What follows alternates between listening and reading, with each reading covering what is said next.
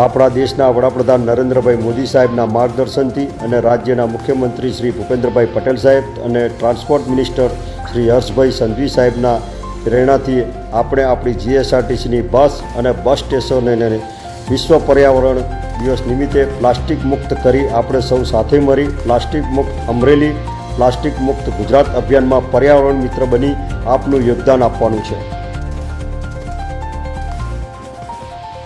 મારું નામ જયેન્દ્રભાઈ વાળા છે, ડ્રાઈવર, અમરેલી ડેપો। આ બસ અમરેલીથી રાજકોટ જઈ રહી છે। આ બસની અંદર કોઈ પ્લાસ્ટિક કે કચરો કાંઈ નાખવો નહીં એવો ભારત સરકારનું અભિયાન છે, એમાં સહકાર આપવો એવી મારી નમ્ર અપીલ છે। તમે પ્લાસ્ટિકની બોટલ લાવો છો બરોબર છે, પરંતુ એસટી અભિયાન ચાલે છે કે પ્લાસ્ટિકને રોકવાનું છે આપણે, એટલે તમારે બારીએથી ક્યાંય બહાર ફેંકવાનું નથી। ડસ્ટબિન અહીં આપેલું છે, ડસ્ટબિનની અંદર યુઝ કરીને એમાં નાખવાનું છે, બરોબર? બહાર ક્યાંય ફેંકવાનું નથી। એસટી અભિયાન ચાલે છે સ્વચ્છતાનું। નમસ્તે, મારું નામ તેરૈયા દયાબેન છે।